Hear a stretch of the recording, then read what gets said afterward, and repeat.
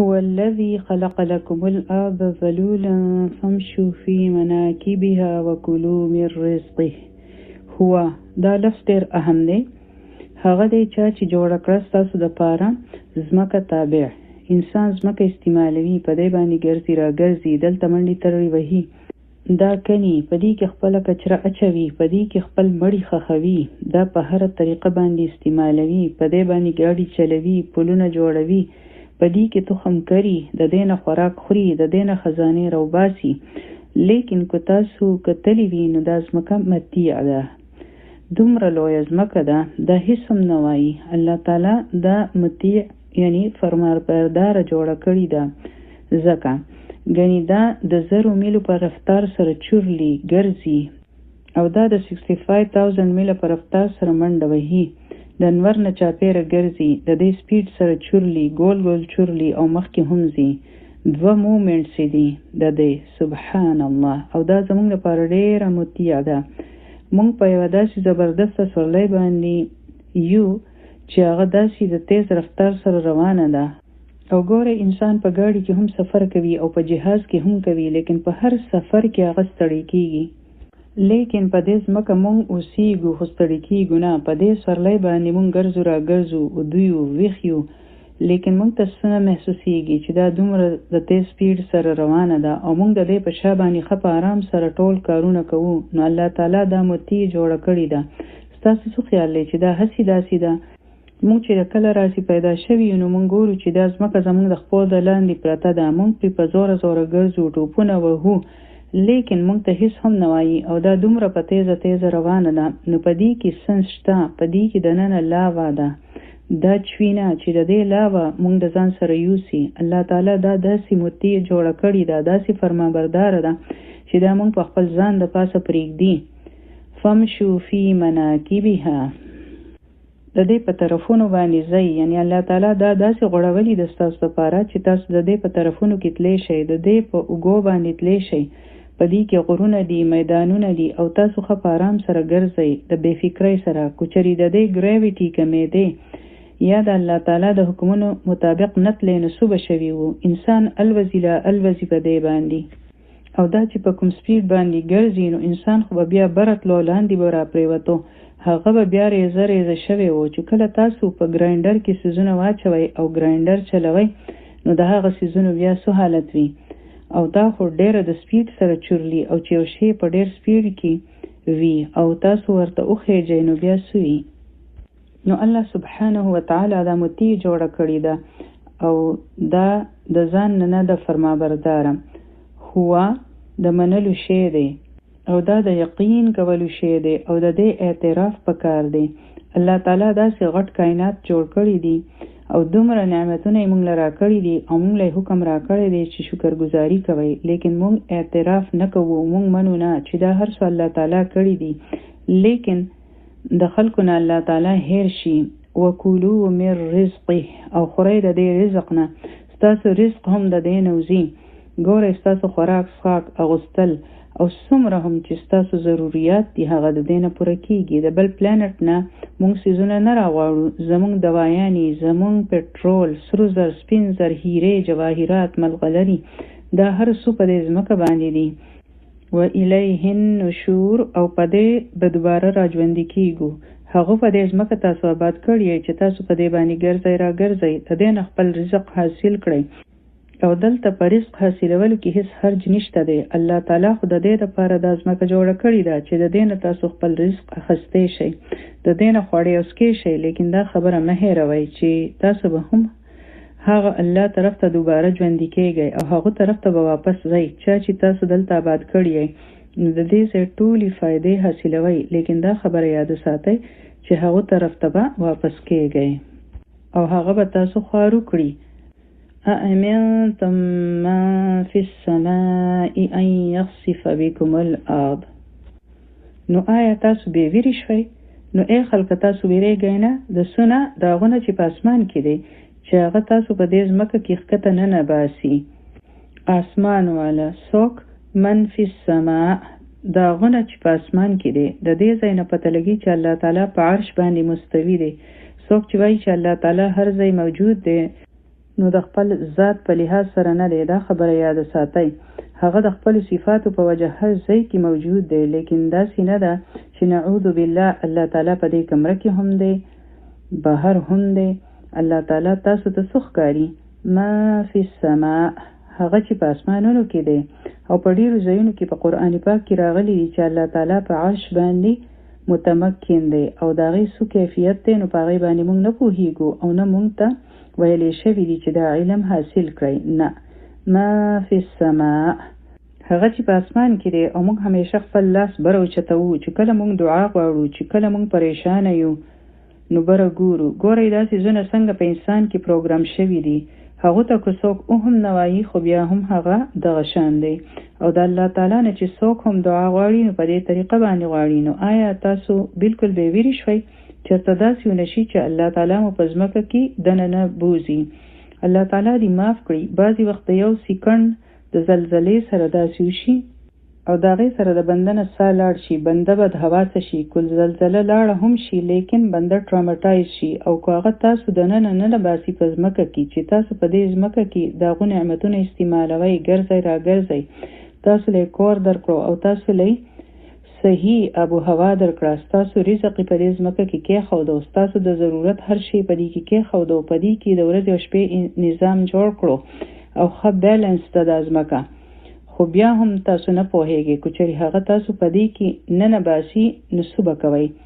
فاذا هي تمور، او یا که دا ولړزېږي ناڅاپه، که دا وچوي نو تاسو سوچ نه کوئ، تاسو ویرېږئ نه. که چېرته د دې سورلۍ توازن خراب شي او د خپل مدار نه وځي نو څه به وشي؟ نو واقع چې انسان ویرېږي نه. د یو سیکنډ په یوه حصه کې دا الټه کېدی شي د هغو د یو کون سره، او موږ ښه په آرام سره په دې ګرځو چې دا به دغه شان وي. نه، الله تعالی فرمایي چې دا د ځان نه داسې نه ده، دا الله تعالی کنټرول کړې ده، نو ځکه داسې ده. که هغه وغواړي نو دا الټه کولی شي. په ځمکه کې چې سینک هولز پیدا شي نو ثابت کورونه بیا لاندې لاړ شي، په ځمکه کې ډوب شي. انسان خو داسې بېوسه دی چې هغه بیا هیڅ هم نشي کولی. بعضې وخت په ځمکه کې داسې کریکس راشي، داسې دراړونه راشي چې ګاډي پکې ټول دننه لاندې لاړ شي، بلډینګونه دننه لاړ شي. او دا خبرونه موږ په خپل سترګو باندې ګورو، خو بیا هم موږ په آرام سره ګرځو چې هیڅ هم نه کېږي. چې په ځمکه باندې زلزله راشي نو بیا هغه څوک منع کولی شي؟ کو خلک ډېر خپل سیټلایټس راولي، خپل قوتونه استعمال کړي، نو هیڅ هم نشي کولی. که دا ځمکه د خپل ځای نه وخوځي نو بنده بیا څه کولی شي؟ که ټوله دنیا را یوځي شي نو هم څه نشي کولی. الله تعالی سوال کوي چې آیا تاسو بې ویرې شوي یې؟ تاسو بې فکره شوي یې؟ ویرېږئ نه. او بیا فرمایي چې ام امنتم ما فی السماء ان یرسل علیکم حاصبا، نو آیا تاسو داسې بې ویرې شوي یې که چېرې هغه اسمان والا په تاسو باندې کاڼو باران را ولیږي، یا داسې سیلی راشي او چې د هغې نه بره کاڼي الوځي، او یا که د اسمان نه کاڼي ورېدل شروع شي. داسې قومونه تیر شوي دي چې په هغوی باندې د کاڼو باران ورېدلی و، په قوم لوط باندې هر څه کېدی شي. او چې الله تعالی په هغوی باندې رالیږلی شو نو الله تعالی په هر چا باندې رالیږلی شي. نبی کریم صلی الله علیه وسلم به داسې ویرېدو چې کله به هم د سیلیسو آثار شروع شول نو نبی کریم صلی الله علیه وسلم به ډېر ګبراو شو او مسجد طرف ته به یې مخه وکړه. حضرت عایشه رضی الله عنها به وی چې خلک خو خوشحالیږي چې باران به وشي او تاسو داسې ګبراویږئ. نبی کریم صلی الله علیه وسلم وی چې داسې هم یو قوم تیر شوی دی چې د هغوی دا خیال و چې وریځ راغله او باران به وشي او په هغوی باندې بیا عذاب راغلی و. زه ویرېږم چې چېرته د الله تعالی عذاب را نشي، لیکن زموږ سره هیڅ ویره نشته. نافرمانی کوو او ښه د مزې سره اوسیږو، دروغ وایو، دوکې ورکوو او سوپروا مو هم نه وي. موږ وایو چې هیڅ هم نه کېږي، هیڅ هم نه کېږي. هم دا خو بې فکري ده. انسان دی چېرته هم د الله تعالی د نیولو نه بې فکره کېږي. الله تعالی فرمایي فستعلمون کیف نذیر، که چېرې الله تعالی داسې وکړي نو بیا به تاسو ته پته ولګي چې د هغو ویرول څنګه دي. ډېر زر به تاسو ته پته ولګي چې زما ویرول څنګه دي. دا هسې خبرې نه دي. الله تعالی دې مونږه معاف کړي. استغفر الله ربي ولقد كذب الذين من قبلهم فكيف كان نكير. چې کله لقد راشي نو په دې کې ډېر زیات تاکید وي، لکه جج چې کله خپل سټکې راواچوي چې بس دغه خبره ده، اوس په آینده داسې نه کېږي. په قد کې دا خبره ده. البته بېشکه کذب الذین من قبلهم، تاسو څه وایئ چې ګنې داسې چېرته هم نه شي کېدی؟ ښه په قلاره باندې ناستې، مخکې هم ډېرو خلکو دروغ ګڼلي وو. فکیف کان نکیر، نو څنګه شول نیول زما؟ هغه خلکو وجړل، چغې او کریکې ووهلې، لیکن د هغې څه فایده نه وه. اولم یروا الی الطیر فوقهم صافات ویقبضن، آیا هغوی نه دي کتلي مرغانو طرف ته د خپل ځان د پاسه چې څنګه هغوی صفونه جوړ کړي دي چې وزرې خوځوي او راټولوي؟ الله تعالی درتاوله اسمان وښودلو، بیا یې درته ځمکه وښودله چې هغه څنګه د الله تعالی فرمانبرداري کوي، او بیا الله تعالی وښودل چې ګورئ د ځمکې او اسمان مخلوق هم څنګه زما فرمانبرداري کوي. په اسمان باندې ستوري وښودل، او دا چې اسمانونه څنګه د یو بل د پاسه دي په لیرز کې. او په آیا نمبر 3 کې چې طباقا لفظ راغلی و، نو د انسان ژوند هم په طباق کې دی. په 13مه سپاره کې راځي په سوره انشقاق کې په آیا نمبر 19 کې چې لترکبن طبقا عن طبق، یو سټیج دی د مور خېټه، بیا د ماشوموالی چې بنده دنیا ته راشي، بیا ځواني، بیا وادو شي، بچو شي، پوخ عمر ته بنده ورسي، د هغې نه پس بیا بوډاوالی راشي او بیا خاتمه. نو دا هم د انسان د ژوند سټیجز دي. سبحان الله. او دا ذلول لفظ چې دی په سورة البقره کې مونږ ویلی و چې کله بني اسرائیل د موسی علیه السلام نه د غوا په باره کې پوښتنه کړې وه او الله تعالی د هغې صفات بیان کړي وو، ځکه چې هغوی سوال کړی و چې دا غوا به څنګه وي، نو الله تعالی فرمایلی وو چې ذلول به وي. نو هم دغه شان د ځمکه غوړېدلې ده، دا هیڅ هم نه وایي، ځمکې له غوسه نه ورځي، ښه په ارام سره غوړېدلې پرته ده، حالانکې ښه پاورفول ده، طاقتوره ده، دا دومره تیزۍ سره چورلي، نو په دې کې به پاور نه وي، نو د دومره پاور باوجود هغه ښه په ارام سره پرته ده. دغه شان غواوي د هغې نه خلک پیل وشي، فایده ترېنه اخلي، او هغې څنګه خپل سر ښکته کړي وي، نو دغه شان الله تعالی د ځمکه هم مطیع جوړه کړې ده. سبحان الله. او دغه شان د ځمکې او اسمان په منځ کې دا مرغان دي. تاسو ګورئ د مرغانو ته چې هغوی څنګه صفونه جوړ کړي دي. هغوی چې الوزي نو په صفونو کې الوزي، حالانکې بره په هوا کې صف جوړول څومره ګران کار دی. په مسجد کې جانمازونه داسې غوړوي مسجد والا چې موږ خلک سیده صفونه جوړ کړو، خو بیا هم تر نن ورځې پورې زموږ صفونه صحیح نه شول او موږ جدا جدا ودرېږو، او هغوی په هوا کې په فضا کې صفونه جوړوي. ویقبضن، هغوی کله خپله وزرې خوروي او کله یې راټولوي. دا څوک کوي؟ الله تعالی فرمایلی دي ما یمسکهن الا الرحمن. دا سوچ مه کوئ چې ګنې هغوی په خپله الوزي، هغوی د خپل ځان نه نشي الوتی، مګر هغوی چا راټینګ کړي دي. څوک هغوی په هوا کې الوزوي، لاندې ځمکې ته ولې نه راغورځېږي؟ ځمکې ته د ګریویټي په وجه، نو نه دي هغوی ټینګ کړي مګر رحمان، بلې هیڅ څوک هم نشي راټینګولی سوای د رحمان نه، او نه بل څوک الوزولی شي. د اسمان په باره کې په قرآن پاک کې راغلی دي چې دا الله تعالی ټینګ کړي دي، کو چرې هغو نه وی ټینګ کړي نو دا به راغورځېدلي وو. سبحان الله. دې ته موږ چېرته سوچ هم نه دی کړی چې د دې شاته یو ذات دی. ګورئ هم دا د یو مؤمن کار دی، په دې خو هغه مختلف دی د نورو نه، چې بل بنده صرف مارغو ته ګوري او د هغو الوتو ته ګوري او د هغو ډېر تعریف کوي، او یو مؤمن چې وي نو هغه چې کله د مارغو الوتو ته ګوري لیکن د هغو نظر به هغه هستۍ طرف ته وي چې څوک هغه الوزوي، چې څوک د هغې شاته دی. دا وي فرق د یو مؤمن او کافر په منځ کې. ګوري خو ټول د الله مخلوقات ته، ماشومان هم ګوري چې مارغان الوزي، مګر په دې خبره صرف یو مؤمن پوهیږي چې ما یمسکهن الا الرحمن. دا هغو دا ایمان وي چې دې شاته یو ذات دی، یو هستی ده، او هغو دا ټینګ کړي دي انه بكل شیء بصیر. هغه هر څه ته ګوري، یو شی هم د هغو نه پناه نه دی. داسې نه ده چې الله تعالی دا کائنات جوړ کړل، چرین پرین او انسانی جوړ کړل او بیا د هغې نه فارغ شو او هر شی په خپله چلیږي او خپل خپل کار کوي. دا هم د ځینو خلکو عقیده ده چې الله تعالی د هر څیز نګهباني نه کوي او هغه نه مانیټر کوي. هغو ته د دې باریکۍ څه ضرورت دی؟ هغو جوړ کړل او دغه شانې پرېښودل، لکه انسان چې یو مشین جوړ کړي او هغه بیا چلیږي. لیکن د الله تعالی ذات داسې نه دی چې هغه یو شی صرف جوړ کړي او بیا یې پرېږدي. بلکې هغه هر آن د یو مارغو پورې مخلوق ټینګ کړی دی او هغه د خپل هر مخلوق هر آن سسټین کوي، د هغې پرورش کوي، نګهداشتي کوي، هغه له خوراک ورکوي، هغه ودو کوي. که هغه یو مارغو ټینګ کړی وي او هغه د الله تعالی محتاج دی چې هغه ربي ټینګ کړي، نو هغه به الوزي کنه. نو بیا ستاسو او زما خپل الوتل څنګه کیدی شي، زمونږ ژوند څنګه کیدی شي؟ هغه مونږ ټینګ کړي یو، نو ځکه مونږ ګرځو. هغه مونږ ژوندي ساتي، نو ځکه خو مونږ ژوندي یو. زه په خپله ته هیڅ هم نه یم، نو هر شی د هغو په نګاه کې دی، د هغو په نظر کې دی. هغه هسې څیزونه نه دي جوړ کړي چې بس جوړ کړل او پرېښودل. أَمَّنْ هَذَا الَّذِي هُوَ جُندٌ لَكُمْ يَنصُرُكُم مِّن دُونِ الرَّحْمَنِ. دلته یو سوال دی د الله سبحانه وتعالی د طرف نه، آیا څوک دی؟ هغه کوم لښکر دی ستاسو؟ ستاسو سره څو لښکر شته؟ څو فوج شته؟ کوم فوج دی ستاسو سره چې هغه به مدد کوي ستاسو د رحمان نه سوا؟ که چېرې رحمان تاسو پرېږدي، نو هغه به څوک وي چې هغو له تاسو لاړ شئ او ستاسو مدد به وکړي؟ تاسو څو فوجونه ودرولي دي؟ په چا باندې مو څه بروسه ده؟ ستاسو په چا یقین دی چې هغه به راشي او زموږ مدد به وکړي، موږ به بچ کړي؟ داسې څوک نشته د الله د عذاب نه بچ کولو دپاره.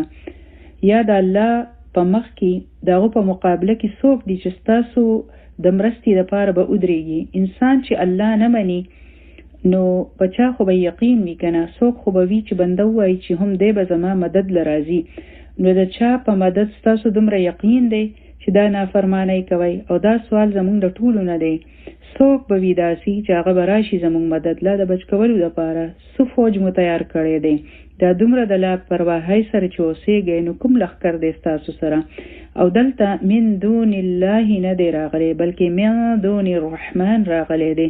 من دون الرحمن ولی راغلی دی؟ دا په تاسو باندې څه وشول چې تاسو یو رحمان رب پرېږدئ چې هغه داسې رحم کول والا دی او یقین مو په بل چا باندې دی؟ ستاسو دا خیال دی، زوم مو دی چې څوک به داسې راشي او ستاسو دپاره به ودرېږي. که چېرې رحمان په تاسو رحم ونه کړي، نو بل به داسې څوک وي چې هغه به ستاسو د مرستې دپاره ودرېږي. تاسو د رحمان پرېږدئ او د بل چا نه توقع ساتئ چې هغه به ستاسو دپاره قرباني ورکړي او ستاسو عذابونه به په خپل سر باندې واخلي.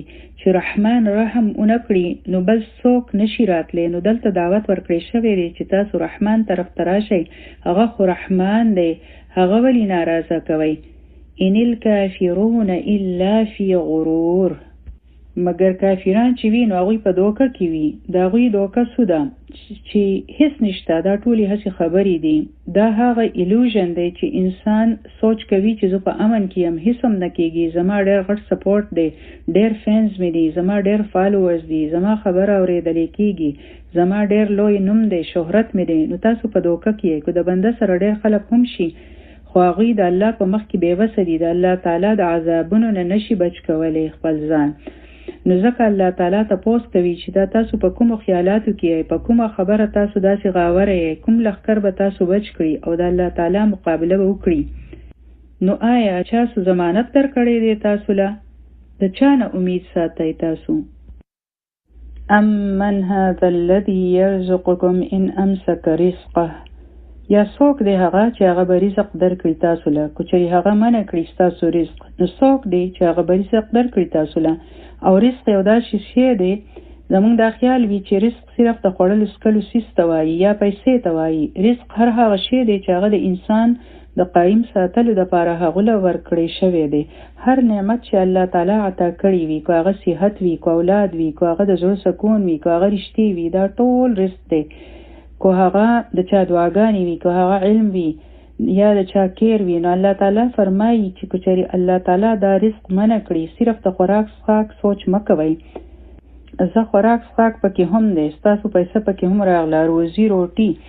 که چېرې الله تعالی دا نعمتونه بند کړي، کوم چې زمونږ د قایم ساتلو دپاره ضروري دي، په هغې کې هوا هم ده، باران هم دی، دا هر څه دي پکې، په دې هر څه د هغو کنټرول دی. دا خو د هغو مرضي ده، ځکه چې زمونږ خو هېڅ حق هم نه رسي او نه مونږ څه بیل ورکوو او نه مونږ څه اخیستي دي. مونږ خو څه اکسیجن یا اوبه نه دي اخیستي، باران مو نه دی اخیستی، دا خوراک څښاک د زړه سکون دا خو مونږ له چا راکړي دي که نه؟ مونږ وړو ته وایو چې کله هغوی زمونږ خبره نه مني چې زه به درنه دا شی واخلم هغه شی به نه در کوم. که چېرې الله تعالی وفرمایي چې تاسو زما خبره نه اورئ نافرماني کوئ نو زه به ستاسو رزق بند کړم، نو تاسو وایئ چې داسې څوک شته چې هغه به درکړي رزق تاسو له. نو په دې کې د توحید یو ډېر غټ مثال دی. صرف رزق د الله تعالی په لاس کې دی، صرف الله دی چې هغه مو بچ کولی شي، بل مو څوک نشي بچ کولی. نو دلته الله تعالی تپوس کوي چې بل داسې څوک شته؟ بل لجوا فی عتو و نفور، بلکې هغوی په خپله سرکشۍ او نفرت باندې کلک نښتي وي. یعنی چې انسان په یو څیز باندې اونخلي چې انسان وایي چې زه به د دې خبرې نه منع کېږم او هغه په خپله غلطه باندې اونخلي. عتو وایي سرکشۍ ته چې کله انسان نافرمانی کوي د لویۍ په وجه چې زه ځان له لوی یم، زه ولې د چا خبره واورم. او لجو څه دی چې بالکل کلک نښتي وي په خپله خبره باندې، هغه خوځېدل هم نه غواړي د خپلې خبرې نه. ځینې خلک چې وي هغوی ته ښه پته وي چې زه غلط یم، او دا د څه په وجه وي؟ عتو د لویۍ په وجه نافرمانی کوي چې زه ولې د چا خبره واورم، چې زما زړه څه غواړي نو هغه به کوم. دا صرف کافران نه کوي بلکې مسلمانان هم داسې کوي. و نفور او په تښتېدو کې، په سرکشۍ او تښتېدو کې نښتي وي. ایروګنس هم شو کوي د نافرمانی په معامله کې، او دا هغه انسان کوي چې په چا کې تکبر وي چې زه ولې د چا خبره واورم، چې دین سوایي او قرآن سوایي خو زما هیڅ پروا هم نشته دی، او هغه هم په غلطه خبره په پړنګ ختل، د یو څیز نه لرې کېدل. دا د دین خبرې د الله تعالی خبرې دي او د هغې نه تښتېدل. او دا هر څه خو ستاسو د الله په لاس کې دي، او بیا هم تاسو سرکشي ښیئ، ایروګنس ښیئ، د هغو په مقابله کې تاسو په مقابله کې راوځئ، سرکشي کوئ. نو لږ سوچ خو وکړئ چې دا تاسو څه کوئ. دا د بنده ذهن راویښوي، کوېسچنز کوي. صرف ویلې شوي نه دي، ویلې کېدی هم شي چې د الله تعالی په لاس کې ستاسو رزق دی. لیکن چې کله د سوال په ذریعه تپوس وشي نو بنده بیا سوچ کوي چې واقعي کو الله زما رزق بند کړي نو زه به کوم خوازم، څوک به مال رزق راکوي، زما د سسټینس هر څه خو د الله تعالی په لاس کې دي.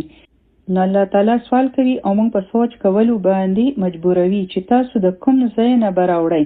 کو الله تعالی دا هوا بند کړي او کو الله تعالی د بنده نه د هغو صلاحیت واخلي، د هغو اعضا واخلي، کو الله تعالی د چا سترګې ړندې کړي یا څوک کاڼو کړي یا په ځمکه کې تخم راونه خیږي، د ورځې او شپې نظام ختم کړي، نو تاسو څه کولی شئ بیا؟ الله اکبر. دا هر څه الله تعالی وښودل موږ ته چې دا زه کوم.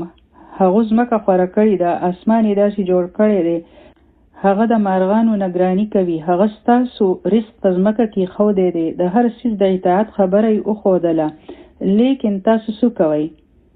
بل لجوا فی عتو و نفور. او تاسو دا حال دی کائنات څنګه د الله تعالی فرمانبرداري کوي او تاسو الټه طرف ته روان یې. افمن یمشي مکبا علی وجهه، آیا هغه کس چې اړولی ګرځي په خپل مخ باندې اهدا هغه زیات هدایت یافته دی او کو امن یمشي سویا علی صراط مستقیم، او که هغه کس چې هغه نیغ په سیده لاره باندې روان دی. ووایئ چې په دې دواړو کې څوک زیات هدایت یافته دی. یو هغه دی چې هغه ته څوک څه خبره کوي مګر هغه لرې ګرځي، هغه په سرکشۍ باندې نښتی دی، په نافرمانۍ باندې، په هغو کې دومره تکبر دی چې هغه ته خپل ځان ډېر لوی ښکاري. ګورئ دلته الله تعالی د دوو کسانو کمپیریزن کړی دی د هغوی د پوزیشن په ذریعه، چې ګورئ چې څوک هم داسې کوي د هغوی مثال داسې دی لکه هغوی چې په خپل سر باندې روان وي، سر یې ښکته کړی وي او په سر باندې روان وي، او د قیامت په ورځ به الله تعالی خلق چلوي په سر باندې. او چې صحابه کرام رضی الله عنهم د نبی کریم صلی الله علیه وسلم تپوس وکړو نو نبی کریم صلی الله علیه وسلم وفرمایل چې کوم رب بنده په خپو چلولی شي نو هغه بنده په سر هم چلولی شي. داسې هم خلق وي چې څوک ایروګنټ وي نو الله تعالی تپوس کوي چې څوک زیات هدایت یافته دی. آیا دا کس هدایت یافته کیدی شي چې په سر باندې روان دی چې د چا سر ښکته دی نو هغه ته به څنګه لاره میلاویږي؟ آیا هغه او یو هدایت یافته کس برابر کیدی شي؟ نو تاسو داسې مه جوړیږئ چې سر مو ښکته کړی وي، ځکه چې دا ذلت والا پوزیشن دی، او څوک چې په صراط مستقیم دی نو هغه عزت والا دی. دویمه خبر علما لیکي دا مثال چې دی نو دا داسې دی لکه چې یو سپی وي او هغه سر ښکته کړی وي.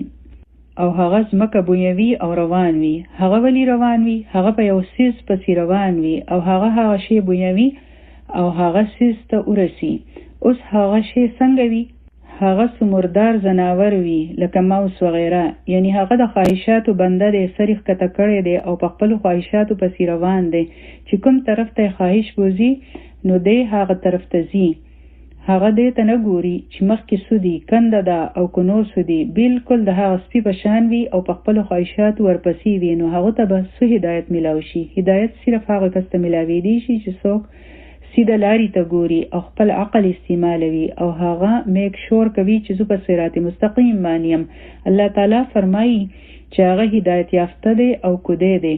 نو د زناورو په شان مه اوسیږئ. د ایمان والا ژوند داسې نه وي، د هغه د ژوند یو مقصد وي. قل هو الذي انشأكم وجعل لكم السمع والابصار والافئده. دلته خبره د قل سره شروع شوې ده. د قل سره ولی شروع شوې ده؟ الله تعالی اوس په خپله خبره کول نه غواړي. دومره خبرې وکړي او تاسو نه پوهیږئ. ای نبی اوس تاسو دوی ته ووایئ. اوس به شپږ ځله آیت د قل سره شروع کیږي. د دې نه پته چلیږي چې هغه خلکو به څه خبره کوله، څه کوېسچنز به یې کول چې د هغې د جواب ورکولو په باره کې الله تعالی فرمایي چې هغه دی چا چې تاسو پیدا کړی یې. یعنې موږ څه وو؟ 100 کاله مخکې موږ څه وو؟ زموږ څه نوم او نشان نه و. هغه دی چا چې تاسو پیدا کړی یې، تاسو له وجود درکړو چې تاسو نن سویئ، او هغه تاسو له غوږونه او سترګې درکړې او زړه درکړو، یعنې سماعت او بصارت، د اوریدو قوت او د لیدو قوت. او ما تاسو ته ویلي وو چې په قلب او فؤاد کې فرق دی. قلب هسې زړه ته وایي او چې کله د فؤاد خبره کیږي نو په زړه کې چې کوم جذبات وي، یعنی کوم سوچونه او خیالات چې وي او خواهشات، دې ته افئده وایي. یعنی تاسو له زړه درکړو چې تاسو سوچ وکړئ، پوهه شئ، سترګې او غوږونه یې درکړل چې بنده اوري نو په خبره پوهیږي او بیا مونږ یو کنکلوژن ته رسو.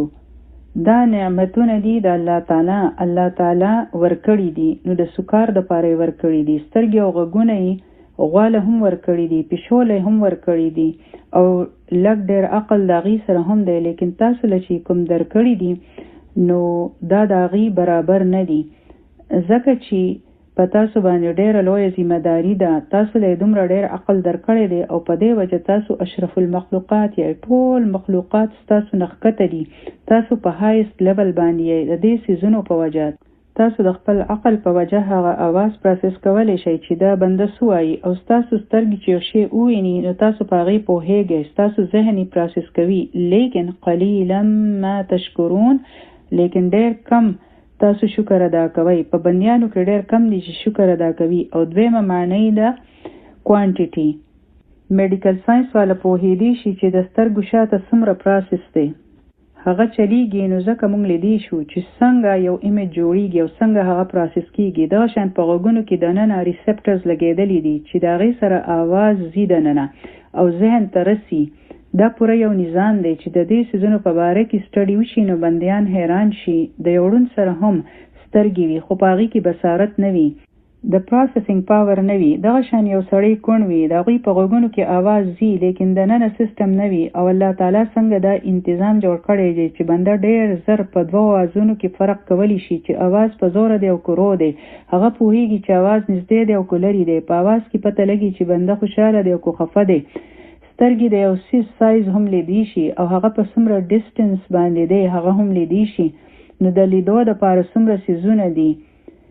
نو ای انسانه تو څومره کم شکر ادا کوې؟ تاسو ته پته نشته چې الله تعالی درله څه درکړي دي. مونږ هم شکایتونه ډېر زیات کوو او شکرګزاري کمه کوو. چا یوه واقعه شیر کړې وه. یو بادشاه و، هغه د خپل دربان نه تپوس وکړو چې زما چې کوم دربان دي او کوم سپایان مې دي دوی دومره پرسکونه څنګه دي، زما سره دومره غټه بادشاهي ده. هغه ورته وی چې دوی د 99 په چکر کې واچوه نو د دې سکون به هم ختم شي. هغه وی چې دا څنګه؟ هغه وی چې د کور نه بهر یوه سراحي کېږدئ چې په هغې کې اشرفی وي او په هغې باندې ولیکئ 100 یعنې 100 پې ولیکئ. هغه خپل خادم ولیږو، د خپل سپاهي کور طرف ته یوه سراحي کېښوده او دروازه یې وډبوله. چې هغه بهر ته ووته نو هغه سراحي راوچته کړه او دننه یې یوړه. په هغې لیکلي وو چې 100 اشرفی دي پکې. هغه ډېر خوشحاله شو. هغه چې وشمارلې نو هغه یو کم 100 وې. هغه ډېر زیات پریشانه شو چې یوه اشرفی کوم خوا ورکه شوه. بهر ته لاړو او په هر ځای کې کتل شروع کړل، لیکن هغه په هیڅ جوړ نه میلاوېده. هغه داسې پریشانه شو، کور والو ته بد رد ویل شروع کړل. خوب هم حرام شو او په بله ورځ باندې هم خفه و چې اشرفی څه شوه. هغه ورته وی چې ګوره د دې نه پته لګي چې انسان په هغه یوه ورپسې شي او د 99 شکر نه ادا کوي. هغه دې ته نه ګوري چې دا دومره ډېرې راته میلاو شوي دي، په هغه یوه ورپسې دی او خپل سکون خراب کړو او په فکرونو کې دی. دغه شان چې زمونږ یو شی خراب شي نو زمونږ د شپې خوب حرام شي، په ډیپریشن کې لاړ شو، لیکن زمونږ نه هغه 99 ولې هیر شي کوم چې زمونږ سره دي. او الله تعالی مونږ له بېشماره نعمتونه راکړي دي چې هغه مونږ نشو شمارولی. قلیلا ما تشکرون، لیکن ډېر کم بندیان دي چې هغوی شکر ادا کوي او ډېر کم بنده په خپل ژوند کې شکر ادا کوي. ډېر کم خیال ورله راځي. او شکر صرف دا نه دی چې بنده په خوله وایي چې یا الله ستا شکر دی، دا خو صرف د خولې شکر دی چې بنده د زړونه شکر ادا کړي، چې په زړه کې جذبات راشي چې یا الله تا ماله دومره هر څه راکړي دي، زه ستا شکر څنګه ادا کړم، چې زما زړه ښکته شي، چې زما ټول جسم د الله حمد بیان کړي. ای الله تو زما رب یې، تا ماله دومره هر څه راکړي دي، دومره ډېر نعمتونه، او چې د هغه رب په دین باندې پوهه شي نو هله به کېږي. او دریم شی دا دی چې موږ دا نعمتونه د الله تعالی په لاره کې ولګوو، چې د هغه په لاره کې استعمال کړو نو هله د شکر حق ادا کېږي. صرف داسې خو نه ادا کېږي چې بنده الحمدلله وایي او بس. د الحمدلله نه مخکې هم څه شته دی. دا نعمتونه، دا غوږونه هر څه اوري، خو د الله تعالی د خبرې اورېدو نه ګبراویږي. د سترګو سره هر شی لیدی شي بنده او وایي بنده، هر مووی، هر ډرامه او هر شی، لیکن د قرآن د ویلو وخت نشته دی د چا سره. زړه د سوچونو نه ډک دی، د نورو سوچونو وخت بیا د چا سره دی. نو ولې دا شکرګزاري ده؟ قل هو الذي ذرأکم فی الارض، ووایه هغه د الله ذات دی چې تاسو په ځمکه کې خوارو کړئ. دلته بیا قل راغی چې ای نبی دوی ته ووایه او هو مه هېروئ، د الله ذات مه هېروئ، هغه تاسو په ځمکه کې خوارو کړي، د ځان نه یې تاسو خوارو شوي، لیکن یاد وساتئ چا چې تاسو خوارو کړي و الیه تحشرون، او هم هغه طرف ته به تاسو جمع کېږئ. دا دواړه الفاظ الټه دي، اپوزیټ دي، چې څوک یو شی خورولی شي نو هغه یې را جمع کولی هم شي.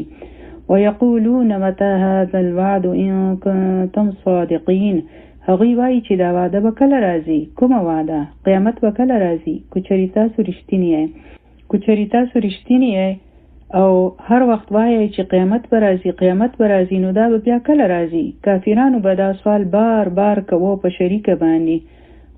قل انما العلم عند الله وانما انا نذیر مبین، ای نبی دوی ته ووایه چې د دې علم خو د الله تعالی سره دی، زه خو صرف د خبردارولو د پاره راغلی یم او واضحه طور زه تاسو له خبرداري در کوم. دا آیت مونږ ته ډېر څه ښایي. دا په کوم دور کې چې مونږ اوسېږو، چې په دې دور کې کله اسلام څوک کرټیسایز کوي نو مونږ به ورله څنګه جواب ورکوو.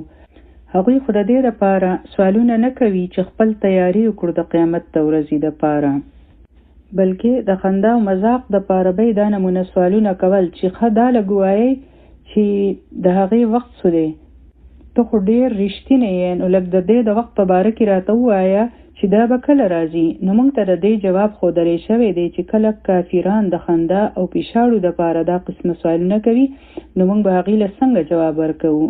او ګورئ دا هم ضروري نه ده چې د هغوی د خبرې جواب دی د هغوی د سوال مطابق ورکړي شي. جواب ورله تاسو خپل مطابق ورکوئ. انما العلم عند الله، چې د دې علم د الله تعالی سره دی، د جواب جوړولو ضرورت نشته دی. او ګورئ دلته قل راغلی دی، الله تعالی داسې نه دی فرمایلی چې فقل چې بیا تاسو ووایئ، قل راغی چې فورا هغه وخت ورته داسې ووایئ. او دویم په دې جواب کې کانفیډنس دی چې د دې علم د الله سره دی، ډایرکټ جواب ورکړئ ښه د کانفیډنس سره، او مه جذباتي کېږئ چې چغې ووهئ چې دا ته زما په دین پورې خنداګانې او مذاق کوي. تا ته به پته ولګي، ودرېږه چې لږ جهنم ته لاړ شي نو بیا ګوره چې څنګه چل به وي. د داسې خبرو کولو هیڅ ضرورت نشته او نه د چغو وهلو. ښه کام اوسئ بنده ته ښه پته وي چې دا اوس هسې خندا کوي دوی، لیکن بیا هم ښه کام اوسئ. جواب ورکول دي، مه هیزسټیټ کیږئ، داسې مه کوئ چې بیا به درته ووایم. فوراً ورله جواب ورکړئ، انما العلم عند الله، او خپل پوزیشن ورته بیان کړئ. ګورئ په دې جواب کې ډېر عاجزي ده چې زه خو نذیر مبین یم، زه خو صرف داغو د طرف نه پیغام راوړو والی یم، او په دې کې یو پټ پیغام دی چې دا تاسو چې کومې پټې خبرې کوئ نو داسې نه ده چې د دې سره تاسو ما تنګوئ او تاسو په ما پورې خاندئ او مذاق کوئ. دا خو د الله تعالی خبره ده او زه د هغو د طرف نه یو خبردارول والی یم. د دې په ذریعه تاسو ما تنګوئ، زه خو صرف یو پیغام رسان یم، دا د الله تعالی خبرې دي. نو سوچ کوه چې دا تو چاته وایې. ګورئ کنه په دې جواب کې څومره حکمت دی، څومره دانایی ده او څومره وزډم دی. او نذیر څوک وي چې په چا کې خیرخواهي وي او هغه بنده د خطرې نه خبرداروي د خیرخواهۍ او شفقت سره چې چېرته دې بنده ته نقصان ونه رسي. هغه له دا پیغام ورکوي چې زه یو خبردارول والی یم او ستا خیرخواهي غواړم. زه څو غټ شی نه یم، زما بس دومره کار دی، نو حق خبره کول پکار دی. فلما رأوه زلفة سیئت وجوه الذین کفروا. دوی دومره ډېر د قیامت په باره کې تپوس کوي چې کله دوی وګوري چې دا نږدې راځي نو د دوی مخونه به وران شي چې چا کفر کړی وي. یعنی چې کله وګوري چې دا نږدې را روان دی، دا به هغوی کله ګوري چې نږدې به راځي چې په کومه ورځ د مرګ فرشته راشي نو بس د هغوی قیامت راغی. بیا به ټول سفر شروع شي د برزخ او حشر. هغه خو بیا ټول د هغوی جهنم ته د تلو دی چې څنګه دی هغې ته وګوري نو پوهه به شي او مخونه به وران شي. او واقعي په هغه وخت الله تعالی د مرګ په وخت کې د هغوی مخونه وران کړي. بیا قبر دی او د قبر عذاب دی، بیا د قیامت ورځ ده او بیا هلته تپوس دی، بیا هلته نیول دي. دا دوی چې کوم کارونه کوي چې دوی کله هغه نږدې وویني لا خو راغلی نه دی، صرف د مرګ فرشته راغلی ده، نو د اوس نه به د هغوی مخونه وران شي او د هغوی ذلت به شروع شي. لا خو جهنم ته تلي هم نه دي او هلته به د قیامت په ورځ د هغوی داسې حال وي چې د هغوی مخونه به تک تور شي. په قرآن کې راځي نو هغه به شروع شي چې کله هغه نږدې راشي نو بیا به ضرور اومنی او مذاق به مو ختم شي. وقیل او به ویلی شي هو الذي کنتم به تدعون. هغوی به وی چې د وعدې وخت به کله راځي، یعنی عذاب به کله راځي، قیامت به کله راځي، په موږ به هغه عذاب کله راځي. هغوی به دا غوښتله. نو دا د هغه شی چې تاسو به غوښتو. اوس یې مخونه وران شول، مخونه یې تور شول، د پریشانۍ نه یې بد حال شو، خولۍ پرې را روانې شوې او رپیږي. لیکن هم دا خو تاسو غوښتله. قل ارائیتم، ای نبي ووایئ دوی ته آیا کتلی دي تاسو ان اهلکنی الله ومن معي او رحمنا فمن يجير الكافرين من عذاب الیم. او دا ډیره ښایسته خبره ده چې کله څوک داسې سوال وکړي نو هغوی له جواب ورکړی کیدی شي. د دې پس منظر یعنی بیکګراوند درته لږ شان بیانول غواړم چې کله دعوت ورکول شروع شوي وو نو ځینې ځوانان د نبی کریم صلی الله علیه وسلم نه چاپیره جمع شوي وو. هغوی ایمان راوړی وو. د دې معاشرې ځوانان چې وي نو هغوی نه ویریږي او د حق خبرې کولو حوصله وي په هغوی کې. هغوی نه ویریږي چې کله هغوی ایمان راوړو نو د هغوی په کورونو کې یو طوفان راوچت شو.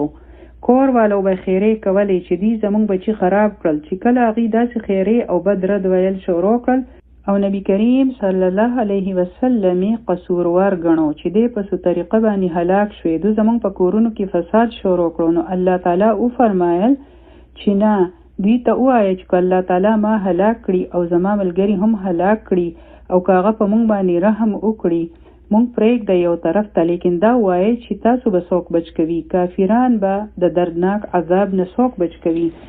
او دا سوال د احمد دیدات نه هم چا کړی و چا غیر مسلمانانو چې تاسو وایي چې قیامت به راځي، یعنی ډے آف ججمنټ به وي. کو چېرې قیامت را نشي نو ستا د دې هر څه کولو بیا څه فایده ده؟ دومره ځان هسې ستړی کوې او منډې ترړې وهې. هغوی چې زما سره څه کېږي نو هغه خو به وي که فرض که قیامت را نشي. لیکن تاسو ما ته دا وایئ چې که چېرې قیامت راشي نو ستاسو سره به بیا څه کېږي، ستاسو به څه حال وي. که چېرې زما خبره رښتیا شوه د قیامت په باره کې نو تاسو به بیا کوم خوا ځئ؟ نو دا هغه خبره ده چې کو الله مونږ هلاک کړي یا هر څنګه معامله چې کوي دا ستاسو چې کوم خواهش دی کو هغه مونږ هلاک کړي یا په مونږ باندې رحم وکړي، لیکن تاسو خپل وایي چې تاسو سره به څه کیږي، تاسو به کوم طاقت بچ کوي د دردناک عذاب نه، څوک به تاسو له پناه درکوي. قل هو الرحمن آمنا به وعليه توکلنا. وایي چې هم هغه رحمان دی پچا چې مونږ ایمان راوړی دی او هم په هغه باندې زمونږ توکل دی، په هغه زمونږ یقین دی، په هغه زمونږ اعتبار دی. او یاد وساتئ دا خبره، دا څومره خبرې چې هم را روانې دي نو په دې کې په شروع کې مونږ هو وایو چې کله په یو سنټنس کې داسې سټرکچر وي چې یو شی مخکې راوړي شي هو وروسته راتلل پکار وو، چې کله علیه مخکې راغی بیا به تدعون مخکې راشي نو دا تدعون به راتلل پکار وو او توکلنا علیه راتلل پکار وو. لیکن چې کله دا پاوله کې راشي پاول سر کې راشي نو بیا په دې کې د حصر معنی راشي او ډیر زیات تاکید پکې پیدا شي چې هم دا خبره ده لکه قل هو، وایي چې هم هغه دی، صرف هغه دی، صرف هغه رحمان دی په چا باندې چې مونږ ایمان راوړی دی. فآمنا پسې هم به وروسته راغلی دی ځکه چې مونږ په الله هم ایمان راوړو او په نورو څیزونو باندې هم ایمان راوړو، په رسولانو هم راوړو، په کتابونو باندې هم راوړو، نو ډیر زیات ایمانیات دي. لیکن علیه مخکې راغی د توکلنا نه چې صرف په هغه باندې مونږ توکل کوو، نو دا مخکې وروسته چې الفاظ راځي نو د هغې یوه خاص وجه وي. او دا څومره ځله چې هو مخکې راغی نو هم هغه دی چې هغه تاسو په ځمکه کې خوارو کړی، د هغو سره بل هیڅ څوک نشته دی چې د هغې سره هم طاقت دی. فستعلمون من هو فی ضلال مبین. پس ډېره ژر به تاسو ته پته ولګي چې څوک دی په ښکاره ګمراهۍ کې. زمونږ خو په الله توکل دی او په هغه مو ایمان دی او ډېره ژر به تاسو ته پته ولګي.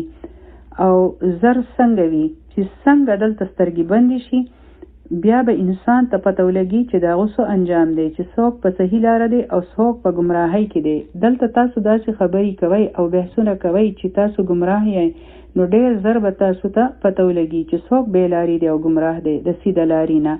قل ارائیتم، وایئ ای نبی، ارائیتم آیا تاسو کتلی دی؟ د دې مطلب دی چې یعنی تاسو په دې خبره سوچ کړی دی ان اصبح ماؤکم غورا، کچری لاړی شي ستاسو اوبه ډېرې جوړې، کچری الله تعالی ستاسو اوبه ډېرې لاندې ښکته ځمکې ته جوړې بوځي. فمن یأتیکم بماء معین، نو څوک دی چې هغه به راولي تاسو له بهېدلې اوبو. نن تاسو د پاکو صفا اوبو نه فایده اخلئ، نو دا وایئ چې که چېرته الله تعالی ستاسو دا اوبه ډېرې لاندې ښکته بوځي په ځمکه کې جوړې، اوبه د ځمکې نه راوځي که نه، که چېرې اوبه دومره جوړې لاړې شي ځمکې ته چې هغې ته بنده نشي رسېدی، که تاسو هغې ته نشئ رسېدی نو څوک به هغه تاسو له راولي. بیا دا ووایئ الله کوي دا هر څه.